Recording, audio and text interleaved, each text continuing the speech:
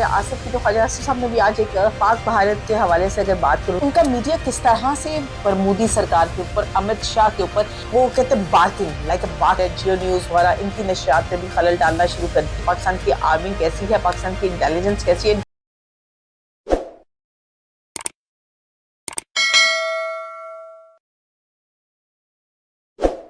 बिस्मिल्लाहिर्रहमानिर्रहीम, मैं हूं नाइला नदीम और आप देख रहे हैं नाइला नदीम ऑफिशियल चैनल।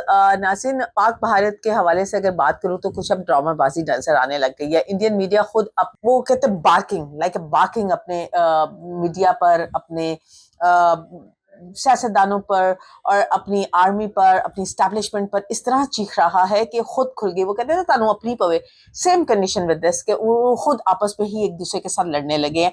कुछ वीडियोस, कुछ चीजें हम आपको अभी साथ साथ दिखाते चले जाएंगे और बताएंगे कि उनका मीडिया क्या कह रहा है। सबसे पहले हम उनके बहुत बड़े एक एंकर पर्सन हैं, उनका जो है वो दिखाते हैं कि वो किस तरह से शाउट कर रहे हैं अपनी ही हुकूमत के ऊपर, मोदी सरकार के ऊपर, अमित शाह के ऊपर, कि अमित शाह और मोदी क्या कर रहे हैं। ये जरा सुनते हैं। प्रधानमंत्री और अमित शाह कई बार माफी मांगकर आप अपनी खामी को देश के सामने रखकर अपने को बड़ा दिल वाला दिखाते हैं, क्योंकि ये नहीं हो सकता कि मीठा मीठा गप गप, कड़वा कड़वा थू।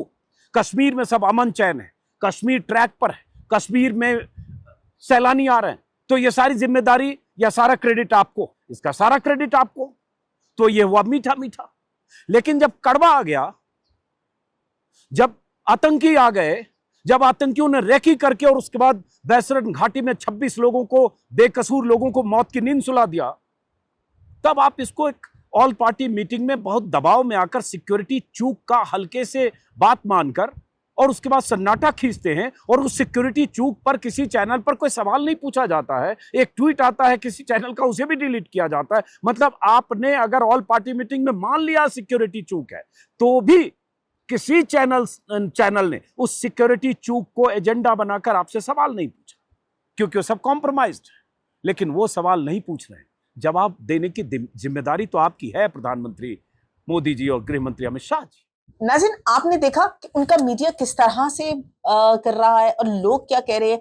अच्छा, हमें कहा जाता था कि जी बड़ी यहाँ पे तो जमहूरियत नहीं है पाकिस्तान में, यहाँ पे तो मीडिया पे पाबंदियां लगाई जा रही हैं, मीडिया के साथ ये किया जा रहा है, वो किया जा रहा है। जी वहां देखें, सोशल मीडिया के उन्होंने बहुत सारे पॉडकास्टर्स को, बहुत सारे यूट्यूबर्स को उठा के उस पर FIR देनी शुरू कर दी और अंदर कर दी। खुद एक खातून जो है वो इसका जुल्म का निशाना बनी है। उनके कुछ बयान हम आपको स्क्रीन पर डिस्प्ले करके भी सुनाते हैं और एक और हमारे इंडियन यूट्यूबर हैं जो उसके ही बारे में बात करें। आइए देखते हैं वो क्या कहते हैं। नेहा सिंह राठौर के ऊपर FIR हो गई है।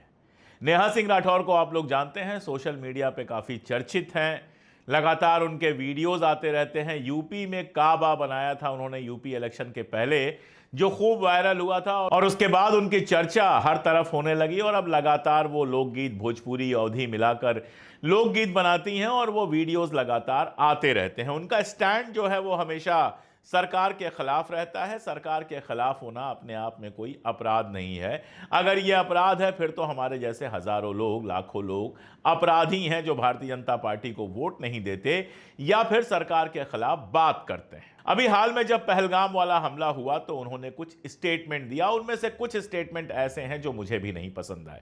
जैसे मैंने वो स्टेटमेंट तो नहीं सुना है, लेकिन एक पोस्टर चल रहा था जिस पोस्टर में ये था कि अगर कलमा पढ़वा के मारा तो फिर ये बात बताई किसने। बहुत सीधी सी बात है कि कलमा पढ़वा कर या मुसलमान होना पूछकर जो मारा गया था वो मर्दों को मारा गया था, औरतों और बच्चों को छोड़ दिया गया था। और तब भी पहले दिन ही मैंने बताया था कि ये साजिश है। अच्छा नाज़रीन, जहां हम बात कर रहे हैं इंडियन मीडिया की, वहां पे ही हम इंडियन मीडिया के जुल्म तो आपको दिखा रहे हैं कि इंडियन मीडिया किस तरह से बोल रहे हैं। अच्छा, हमारे एक एंकर पर्सन की बात मुझे बहुत पसंद है। उन्होंने कहा लगता है इंडियन मीडिया के जितने भी एंकर पर्सन हैं उनको सुबह बैठने से पहले उनके अंदर उनकी सीट्स पे सुइयां लगा दी जाती हैं ताकि वो उछल उछल के बोले, जोर जोर से बोले। अच्छा, इतने शाउट करने की क्या जरूरत है, इतनी जोर से बोलने की क्या जरूरत है।